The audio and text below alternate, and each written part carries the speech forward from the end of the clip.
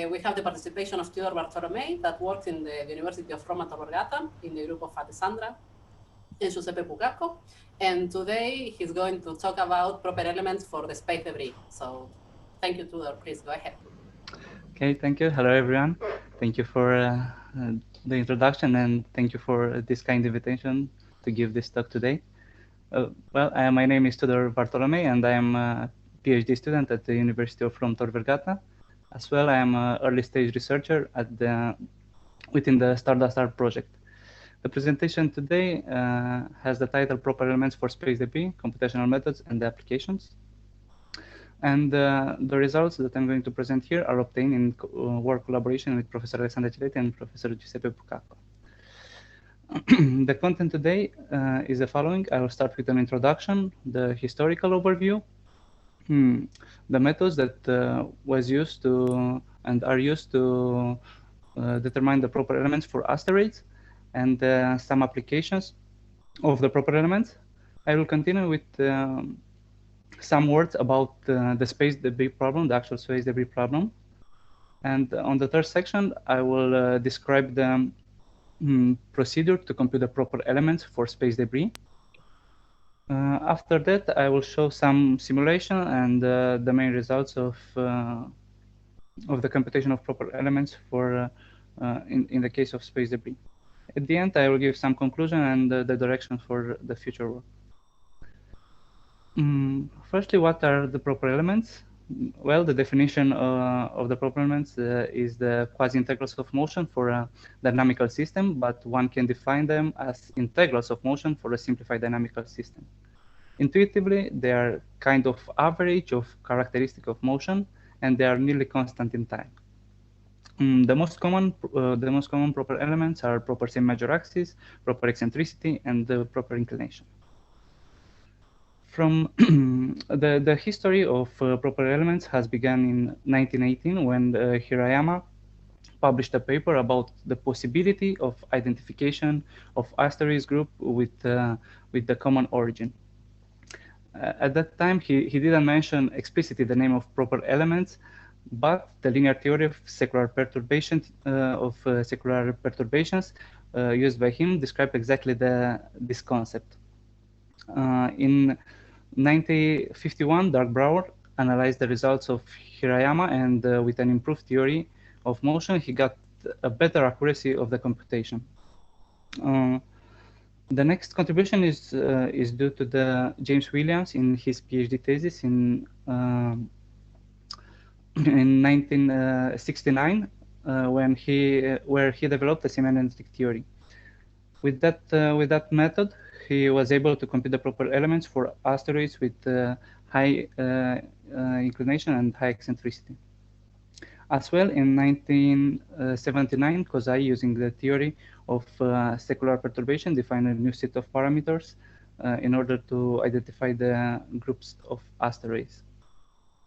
The first one who touched the problem of computation of proper elements for a resonant group of asteroids was Joachim Schubert in 1987, when he tried to analyze the Hilda family.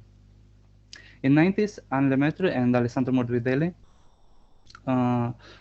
worked on improving the semi-analytic theory based on methods of Williams and Jacques Henrard, such that to get better results on high inclined orbits.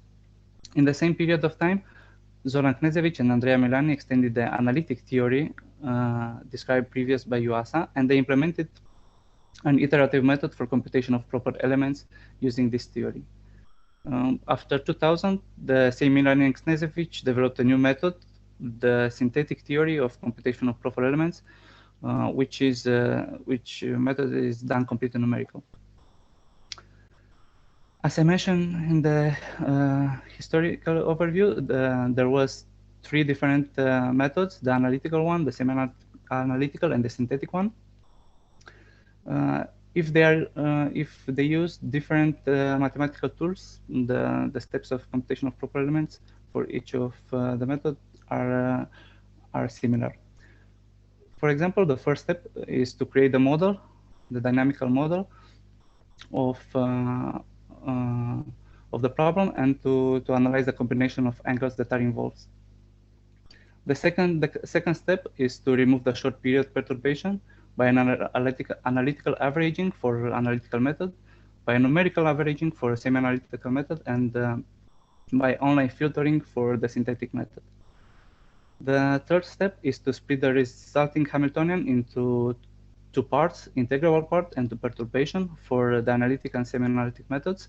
And for the synthetic method, one has to remove the fourth term by using some set of elements. The fourth step is to average over the slow angles, and this is done in analytical theory by an iterative procedure using Lie series, and semi-analytical theory by using the Arnold action angles variables, and in the synthetic theory by using Fourier analysis and extraction of principal harmonics. The last steps for each method is to output the proper values.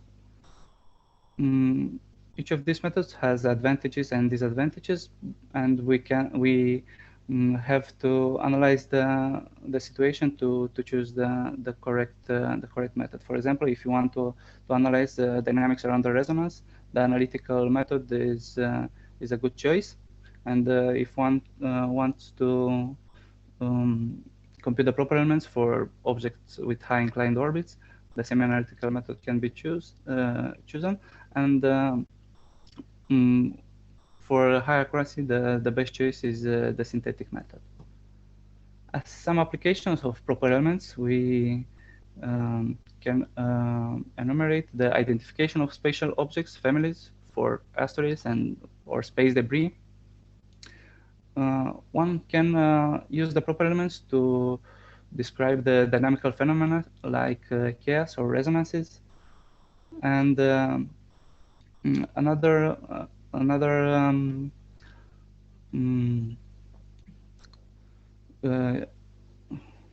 we can determine also the age and the origin of a spatial object by computing the proper elements.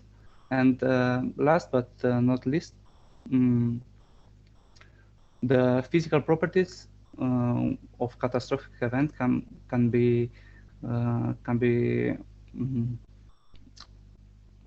we can use the proper elements for determining some physical properties of catastrophic events such collision or explosion. On the bottom of the slide, we have a representative image for proper elements made by Andrea Milani and Zoran Knežević in application ASTDIS. The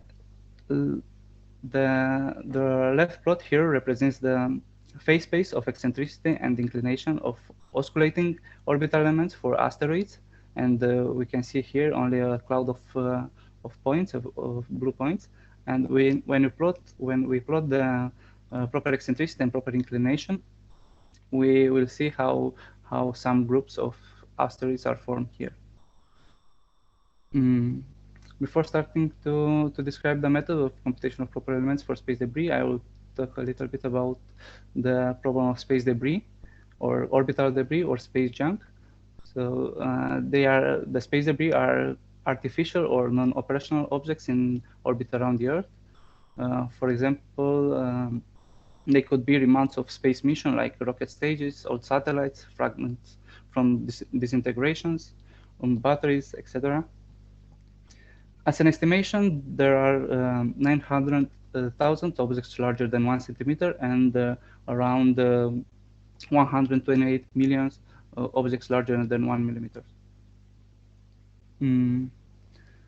Most of these small fragments come from a breakup event, a collision, or an explosion. Since 1961, more than 500 breakups were confirmed. As a statistic, a collision with a 10 centimeter projectile would produce a catastrophic fragmentation of a satellite, and a collision with 1 centimeter object would most likely disable a spacecraft, and the collision with the 1 millimeter object could destroy a subsystem on board a spacecraft. The problem is that each time an object breaks up, it produces a lot of fragments, a debris cloud. Taking into account the number of satellites around the Earth and the increasing number of space debris around the Earth, we can be concerned about the Kessler syndrome, which is a cascade effect when we have a breakup event and it produces a lot of fragments, and these fragments collide with other satellites and produce more fragments, and so on. This is about space debris, and now I will go on with the description of the normalization procedure. Here is the scheme of the method to compute the proper elements for space debris. So first step is to create a model and to define the Hamiltonian. The second one is to truncate the perturbation and average over the fast angles. At this point, we already are able to compute the proper semi-major axis. For the computation of proper eccentricity and the proper inclination, we have to go on the second branch. And the first step here is to remove the time dependency on the Hamiltonian and to expand the eccentricity and inclination around some fixed values. The next step is to split the resulted Hamiltonian into two parts, the integrable part and the perturbed part. And to label, let's say, the perturbed part, let's say the remainder, we'll label it by a bookkeeping parameter. We split after that the remainder into two parts, one that contains only actions, and the other one contains also angles and actions. With having this, we want to compute a generating function to pass from old coordinates to new coordinates, such that to remove the parts that contains angles in the remainder. After we compute the generating function, we compute the new Hamiltonian by applying the least series operator to the old one. At this step, we can repeat all of these last four steps to compute a higher order normalization, or we can stop and use the generating function obtained to compute the proper eccentricity and proper inclination. Okay, the first step is to create the Hamiltonian and to define to create the model and to define the Hamiltonian. We use a model in which we take into account three forces that act on the object around the Earth, which is the geopotential, the attraction of the Moon, and the attraction of the Sun. We use the expansion of these three functions defined by Kaula and Lane in a geocentric quasi-inertial frame.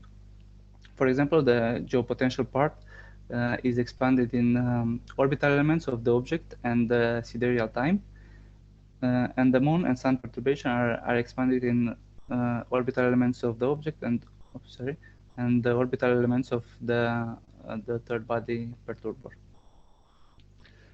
The second step is to truncate this perturbation and average over fast angles. By fast angles, the fast angles here are the mean anomalies and the sidereal time. For the geopotential part, we take only the secular case up to order 3, so the tessellal harmonic J2 and J3, and we expand it only up to order 2 in eccentricity. To average this part over the fast angles theta and m, we have two options. We can use the averaging method to compute the integrals from 0 to 2 pi with respect to these angles, or taking into account the definition of this function, we can choose m equals 0 and put the condition that n minus 2 pi plus minus 2 pi plus q equals 0. In this way, we have the geopotential average over these angles. For the Moon and the Sun, we use the expansion only up to order 2 because we compared with the Cartesian equations, and is the model is enough accurate if we take these values. In this case, the only angles that appears in the expansion are longitudes of the nodes and the mean anomalies of the third bodies. The argument of perigee, the perigees don't appear in the expansion. More, we fix some values, for example, the distances from Moon to the Earth and from the Moon to the Sun, the eccentricities, the inclinations, and for the Sun also we set the longitude of ascending node to be 0. The only variable here is longitude of ascending node of the Moon, which is linear in time. With this assumption, we end up with a Hamiltonian that depends on eccentricity, inclination, argument of perigee, longitude of ascending of the nodes, and the time. But the time is appearing here through the value of longitude of ascending nodes of the Moon. We use Delaunay variables here in parentheses to our proposal because they are action angle variables for this Hamiltonian. At this step, as I said, we already are able to compute the proper semi-major axis since the Hamiltonian is independent of M because we average it over theta and M. So the rate of variation of semi-major axis is 0. That implies that the semi-major axis, we can take the initial value of the semi-major axis as the first proper element. To compute the proper eccentricity and proper inclination, we go with the second branch. The first step here is to remove the time dependency of the Hamiltonian to expand around a fixed value. For this, we introduce a new angle, which is the value of the longitude of ascending of the nodes of the Moon in our time scales. We use the time scales where unit distance is equals to the geostationary distance, so around 42,000 kilometers. And the unit time is 1 sidereal day over 2 pi. With this Hamiltonian, we make a linear change of coordinates to consider the dynamics around the fixed value, G0 and A0. And this transformation leads to introduce two new variables, P and Q, which are close to 0. For a friendless notation, we use the Q and P instead of H and omegas. In this neighborhood of fixed value G0 and G0, we can write the Hamiltonian, the extended Hamiltonian, in this way. After we have the Hamiltonian in this form, we can expound P and Q around the value P equals 0 and Q equals 0, and we did it only up to order 2 in P and Q. We denote this expanded Hamiltonian with the H bar. Now we start the normalization procedure. With having this Hamiltonian, we start the normalization procedure. So the first step is to split the Hamiltonian into parts, integrable part. In our case, it will be linear in action, and the perturbed part, which will be labeled by a bookkeeping parameter. So we have the Hamiltonian, which is split in Z0 depending only on actions, and R0 depending on angles and actions.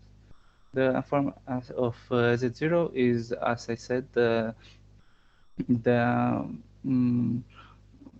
it is linear in action, so it can be written as frequency times actions, where the frequency are given by the following formulas, depending only on the initial condition L0, J0, and H0.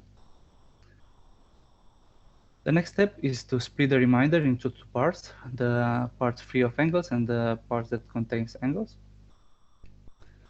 To simplify the formulas, we denote the actions by I bar and the angles by phi bar.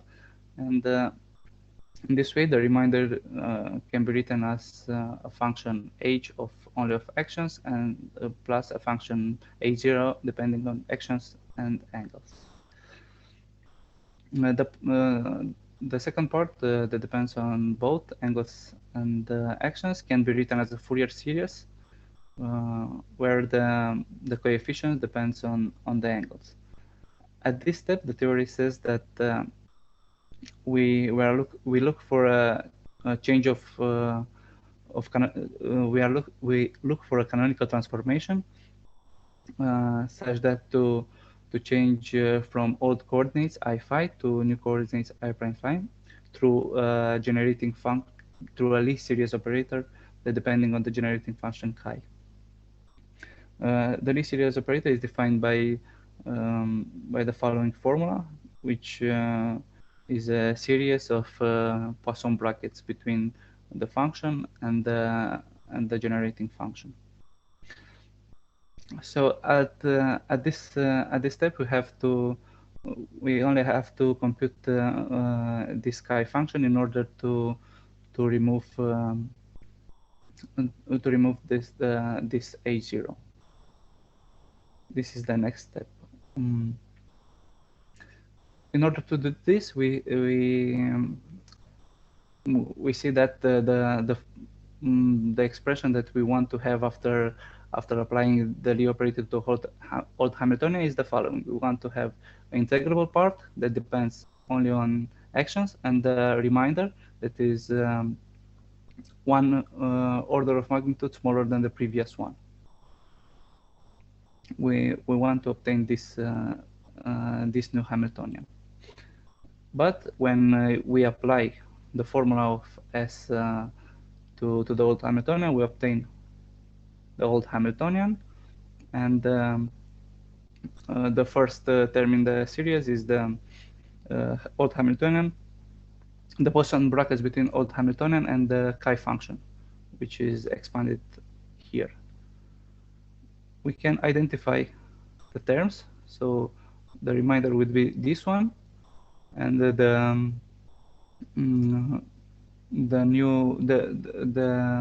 integrable z0 it's already here, so we want that new z1 bar to be equals to this term. So having this equation, this homological equation, we will compute the chi function. But in this case, R0 is written as h or depending on action plus h0 depending on action and angles.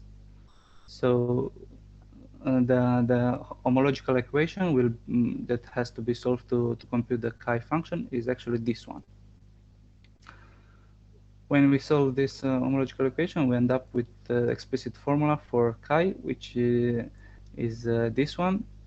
Ck are the coefficient of h0 function, and we divide them by this scalar product between k and omega 0, where omega 0 is the frequency vector, so the gradient of z0 function. Once we have this chi function, we can compute the new Hamiltonian. We are going to compute the new Hamiltonian by using Lie series operator applied to the old one. We can repeat these steps, and after we finish the normalization, we end up with a new Hamiltonian, let's say up to order n, which is written as a function that depends only on actions and the remainder. But the function that depends only on actions is the normal form, and has this form here. At the end of the method, the lambda being a bookkeeping parameter, we can set it to be equal to 1. The remainder is at the end of the method. It will be of order lambda to the n+1 power.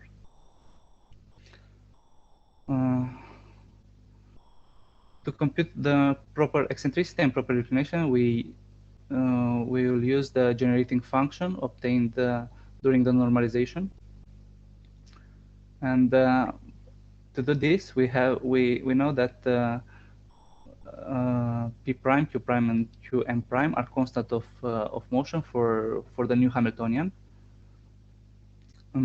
which means that p prime of t is, which means that for all times we have the same value for p prime and q prime. Let's say these values are p0 prime and q0 prime. But at this step, we don't know these two values because they are in the new coordinates. What we know is the old values p0 and q0, and we want to see the link between them. And we can compute the p0 prime and q0 prime using the generating function that we obtained during the normalization. We know the link between the variables are written here, so it's a composition of least series operator applied to new variables in both cases. And if we take the inverse of this composition, we will obtain two functions that depends on p and q. And if we want to obtain p0 prime and q0 prime, we just substitute p with p0, which is the initial value of p, and q0 with the q with q0, which is the initial value of q, both for q0 and p0. In this way, we have p0 prime and q0 prime, and we can compute g0 and a0, which are new Delaunay variables. And with that values, we can pass back to proper eccentricity and proper inclination. This is the method, and if we implement in a Mathematica notebook, we wanted to see if the method works. So we take two random fragments. For example, in this plot, we can see on the left the evolution of two different objects, the evolution of eccentricity of two different objects, and on the right, the evolution of inclination of the same objects. With the straight lines, we denote the proper eccentricity and proper inclination for each object. If we are looking at the right plot, we can see that after the period of the evolution, in this case 400 years, even if the initial conditions for both objects are very close, around 45 degrees, at the end of the time, the inclination for one object is at 42 degrees, and for the other one, around 50 degrees. So the difference is 8 degrees. Instead, when we compute the proper elements using these two values at the final time, we obtain that they are very close-ish together, with a difference of 1.5 degrees. The idea here is that the straight lines are constant for any values. So if we stop here at 300 years, these lines will be here also.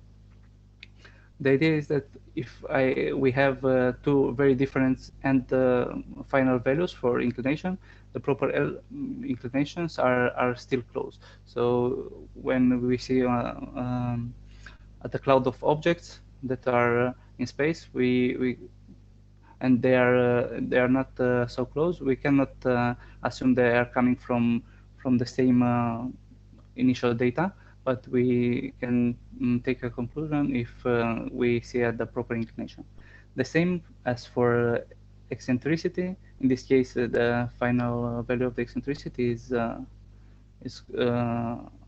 quite close, but if we take here, for example, we will see that they are very the values are very different, but still the proper eccentricities for both of them are still close. This is only for two objects, but we wanted to see what happens in case of a lot of objects, hundreds of objects.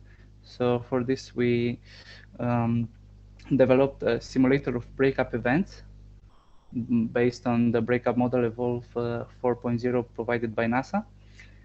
This simulator has been validated for debris sizes greater than 1 centimeter, and it includes the size distribution of fragments after collision or explosion, the fragments area to mass ratio, and the fragments relative velocity distribution with respect to the parent body.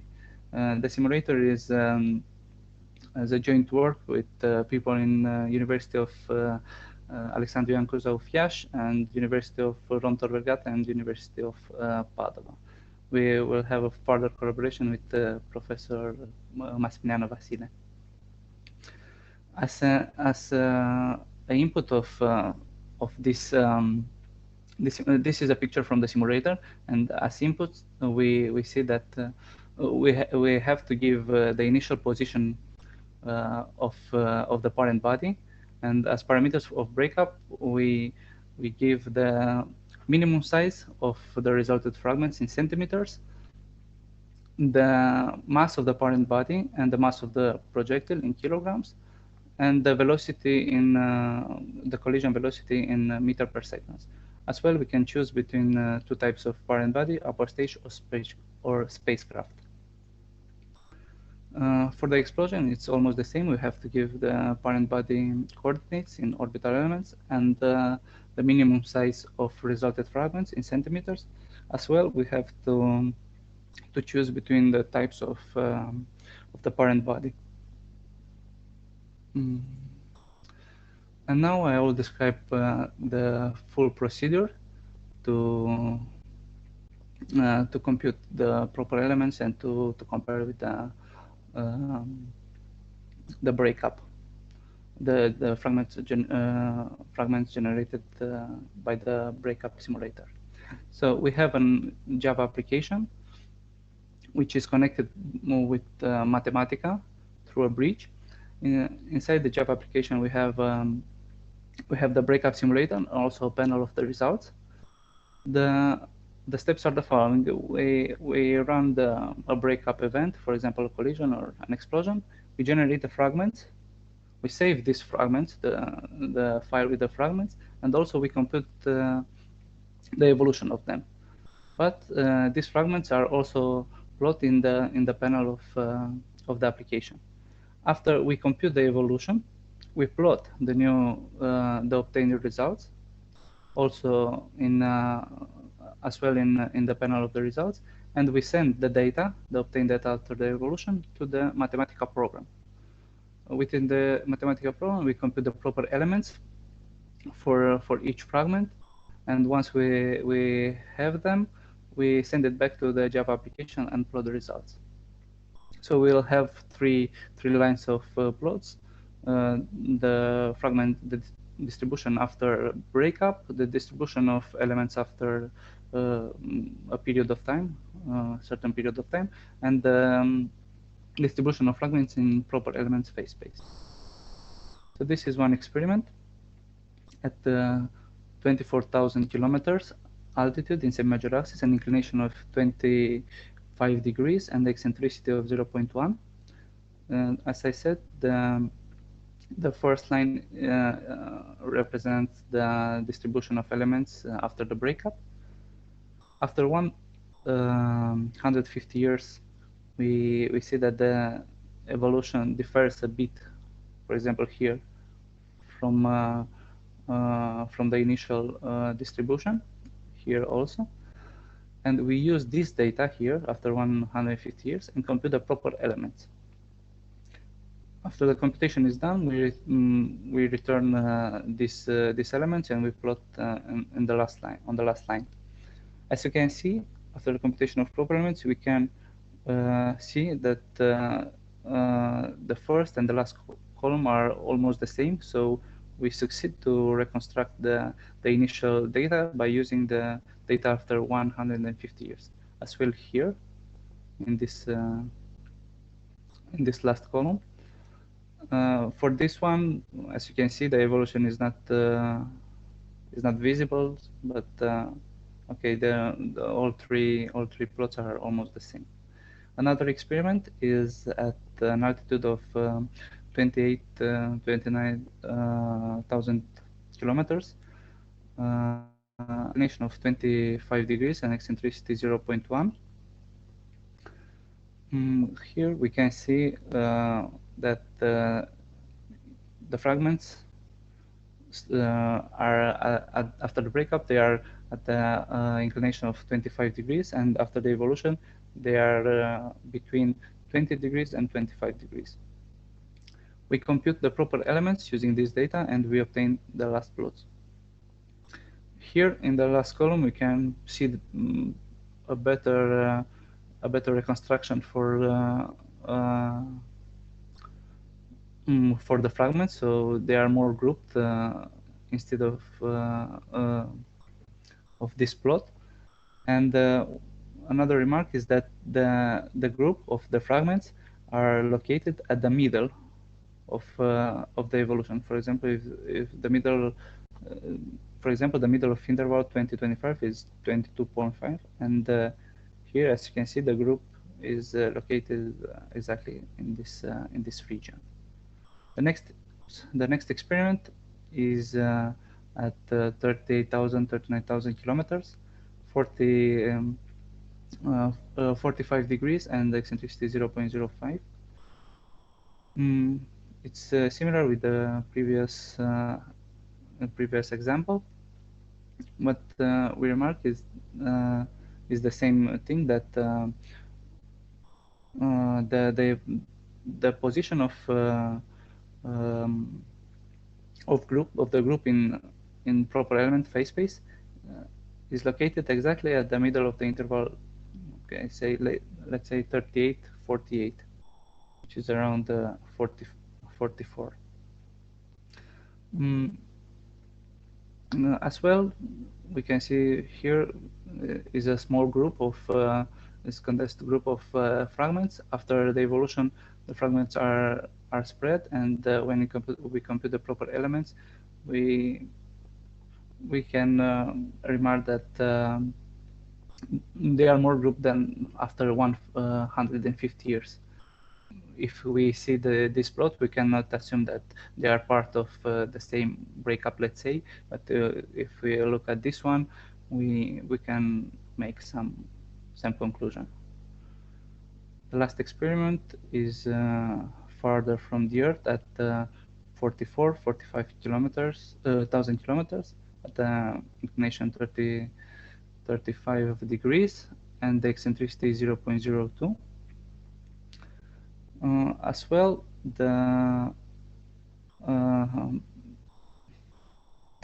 as in the previous case, the group is located.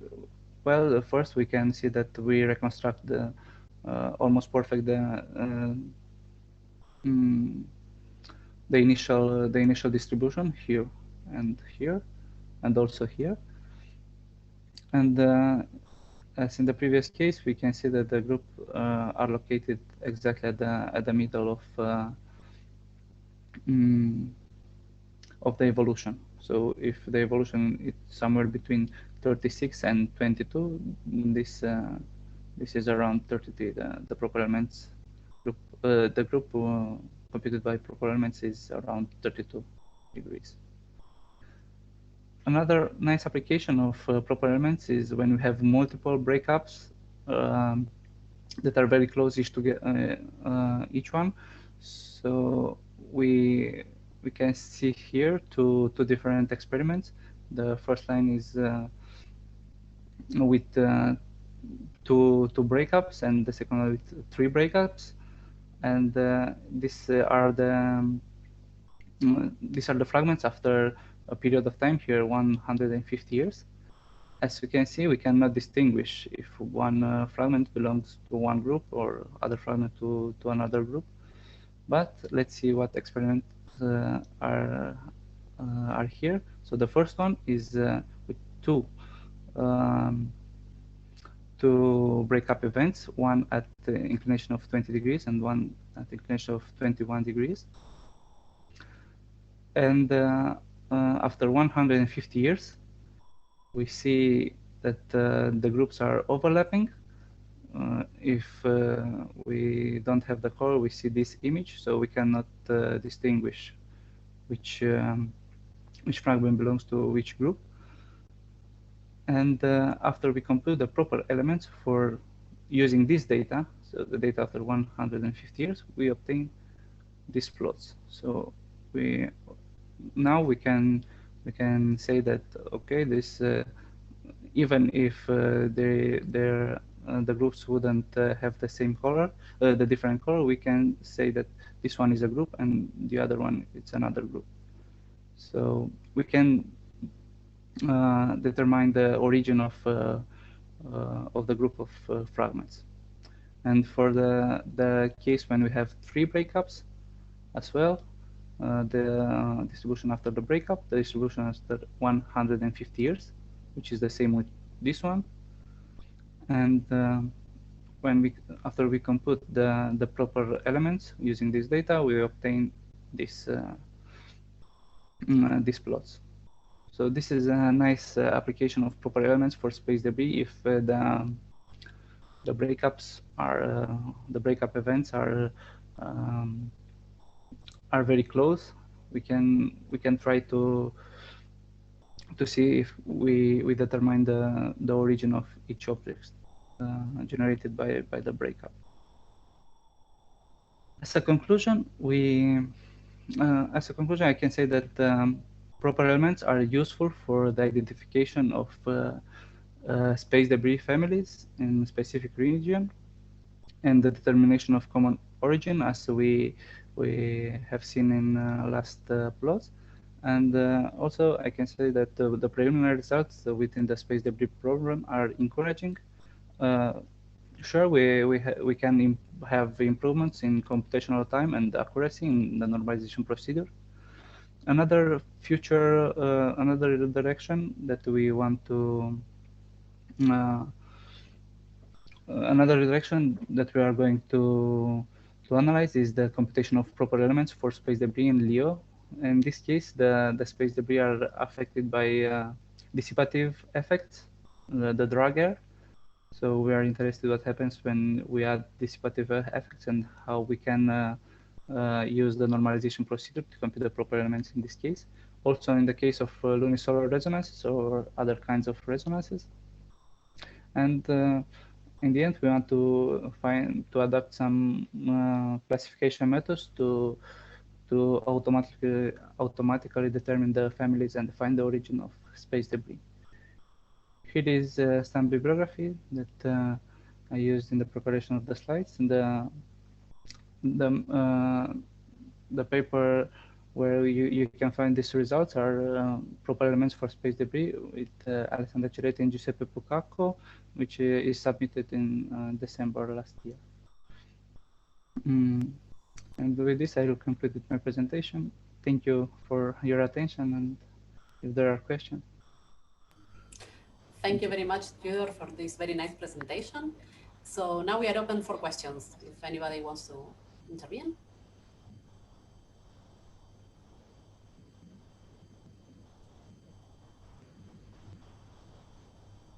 Is there any question?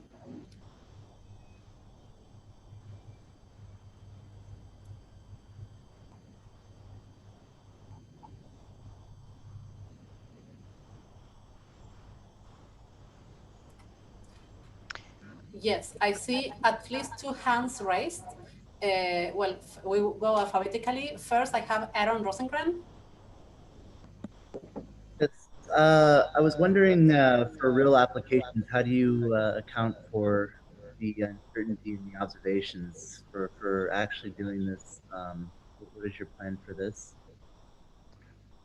Real application, you mean to use real data?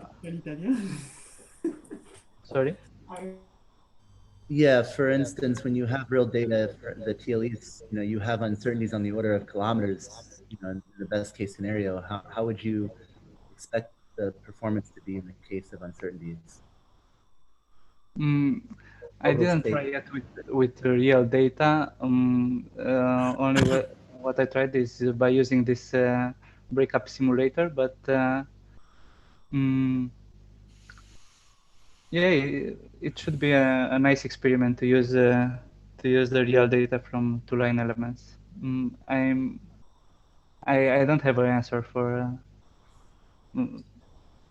My other question is regarding the model that you used to do the simulation. Do you use the full what gravity field do you use? In your use the same model in your numerical ephemeris simulations as you do for the computation of the normal form to get the proper elements, or are you doing a truncated model? Yes, the fragments are the evolution of fragments is computed using the same Hamiltonian. So I create the Hamiltonian, and I used also for the evolution of the fragments the Hamilton's equation, and I use the same Hamiltonian to compute the proper elements. So have you looked at also the uncertainties? Then what would account for a different type of truncation of the gravity field, or different inclusions of higher order lunisolar terms? I use this truncation because I compare this truncated Hamiltonian with the Cartesian model. So I said it is enough accurate to use it for the computation of proper elements. But I didn't read the problem with uncertainties or.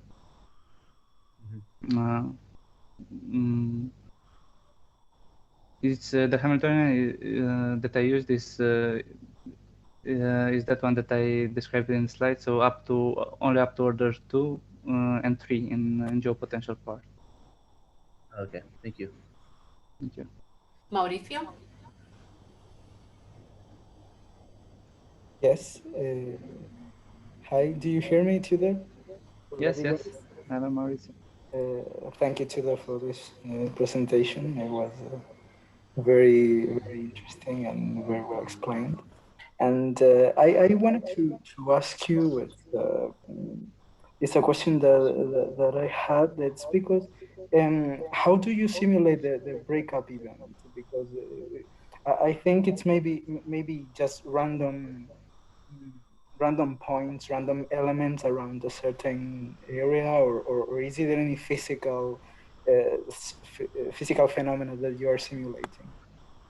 Okay, there is a model of a breakup model provided by NASA, where probably they, after some empirical experiments or some observation of the existing breakups in history, they create a probabilistic model, and they wrote a paper with some coefficients for explosion and collision depending on the initial data. The idea behind of the simulator is that firstly you have to compute the area to mass ratio using that those probabilistic functions, and after that you can compute the velocity of each fragment generated. So the fragments are generated isotropic in time and with different velocities. Okay, thank you too. Jerome?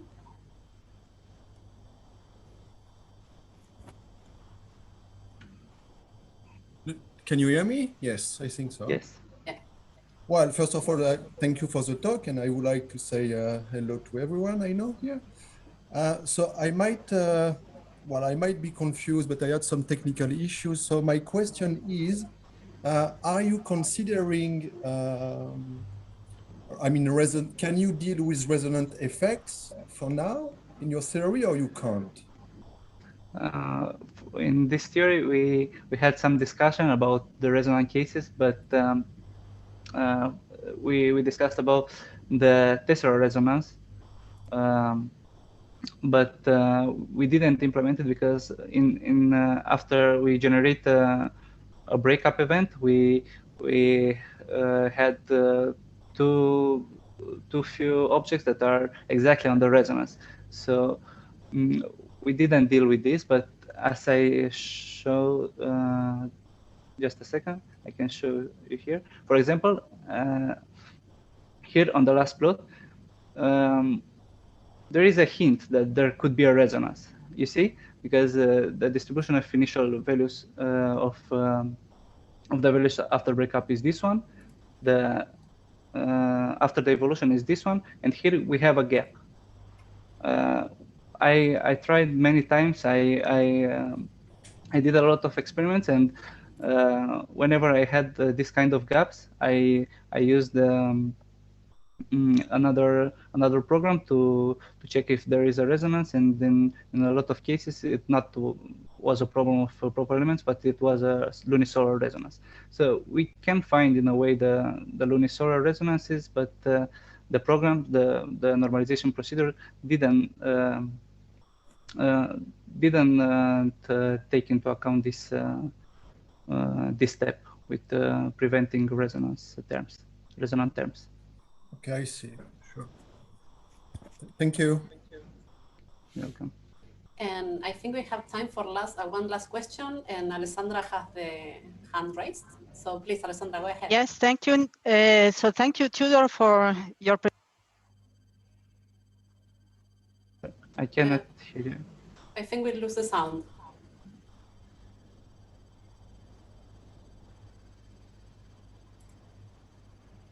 Alessandra?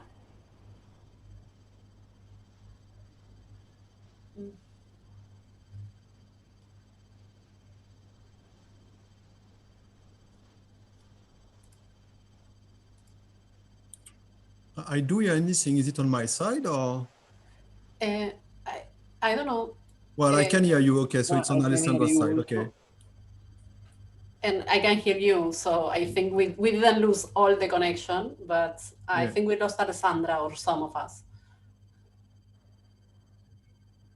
I'm wondering also, while we're waiting on Alessandra to get back online, if you looked at the evolution of the proper elements and a zoomed in, evolution of them and their time series, what is the variability?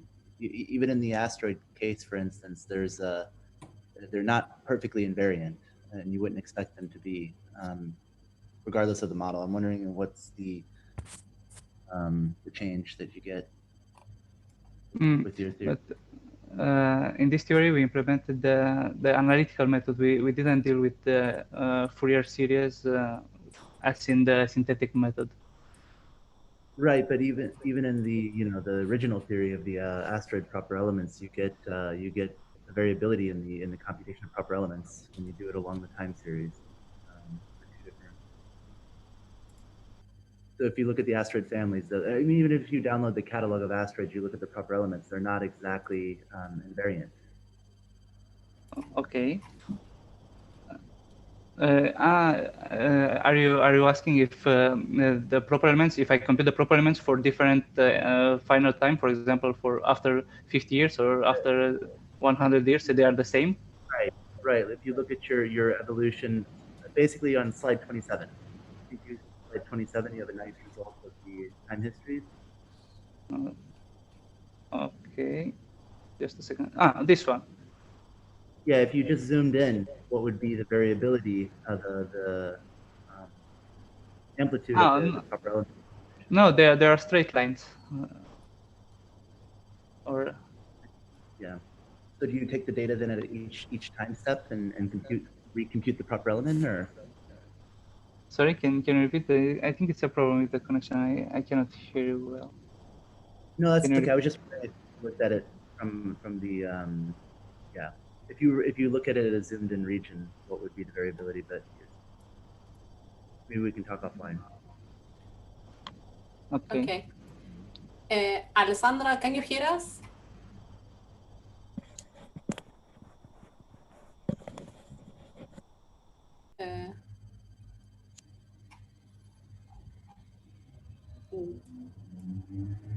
Okay, but the rest of the people can hear me, right? I am not speaking alone. No, I hear you properly, Rocio. We hear you. Okay. Well, it is a pity that we could not hear Alessandra. Well, she should reboot the computer. Huh? Let's wait a couple of minutes, I think. Yeah, maybe we can, well, just write it in the chat, maybe. Yeah, she should reboot. Comment. Yes, go ahead. Who now? You, Christos, go ahead. Okay. I think in this diagram with the inclination that differs by 1 degree, the semi-major axis was about 20,000 kilometers or so, wasn't it? 24 maybe? In this case, if I remember, it is around 36,000. You had the plot in the breakup event. It was. Yes, if Yeah. I remember, it's this one. The fragments are No, it coming was from this case. one. No, actually, no. It's the collision. It's the one where you distinguish between inclinations. Is Yeah, later. it's this one because here, as you can see, the inclination here is 45 No, degrees. it was later. It was some red points. I mean, where you were able by the that one exactly. Ah, okay. So what's the semi-major axis? It should be 20 something. Yes, 24 in this case. Okay. I think the reason why you are so successful in the inclination. Can you hear? Can you hear me? Yes. Okay. Yes. Yes. Now Alessandro is back. Okay. Okay. Good. I Welcome don't know why. back. What happens to Zoom today? It's strange. Okay. So I think you didn't hear anything about what I was saying. Not at all. No. No. Okay. So I just wanted to say that I wanted to put in place. I wanted to say that this project was started a few years ago during Stardust 1. Now it is Stardust 2 or Stardust Star. And during Stardust 1, we worked together with Fabien Gachet. And in fact, it was his PhD thesis where he started to make the first computations of the proper elements for the space debris. And that was a joint project also with Giuseppe and Christos. And then we evolved, and what Tudor is doing now is computing the proper elements using a different tool that is different Hamiltonian and so on, and different variables. We are mathematicians, we are not space engineers, so we don't care too much about having concrete applications, let's say, to specific breakup events. But by the way, most of the breakup events occur in Leo, not in Me or Geo. So the problem is that this theory is valid for conservative systems. So now it comes a different step, that is developing perturbation theory for the dissipative systems, which can be done, and computing proper elements in Leo. So this is the second part of the project. So concerning what it was said in the chat, I'm sorry, but we are mathematicians and we don't care too much about having uncertainties, or rather having specific applications, or we need to have the theory first. And once we have the theory, maybe some space engineering could develop something else and maybe save the Earth at that point. Okay, so thank you, Tudor. Back to you, Rocio. Okay, thank you, Alessandra. Christos and Tudor, I don't know if you finished. Otherwise, we will put that question of Christos like the last one, and then we will close because we are about the time to close. I still have a comment if we have time, Rocio, after Christos, sorry. Christos, do you want to add something else? It was just a comment that probably after the breakup, what you see there in the differentiation is because of the slight of the existence of the Laplace plane, which, I mean, essentially we see that what happens to your, let's say, to your separation of the two groups is of the order of about 1 degree, which I would say is about the oscillation which you expect to have because of the displacement of the inclination by about 1 degree, which I would estimate is the value of the Laplace plane at 24,000 kilometers. So this to me explains a bit why the most successful of all these mergings and separations happens to be in the inclination actually instead of the eccentricity. I think this tendency is clear in all your plots in a way. Okay. Anyway, we can see that later. Okay. Okay, Jerome, the quick comment? No, all good. It's fine, Rocio. Thank you. All good. Thank you. Okay, you're welcome. Thank you very much, everybody, for participating. Thank you very much again, Tudor, for your nice talk. And well, we hope to see you for the next seminar. Okay, thank you. Thank you, guys. Bye, people. See you. Ciao, Thank you. ciao. Thank you, Tudor. Bye, Bye everyone. bye.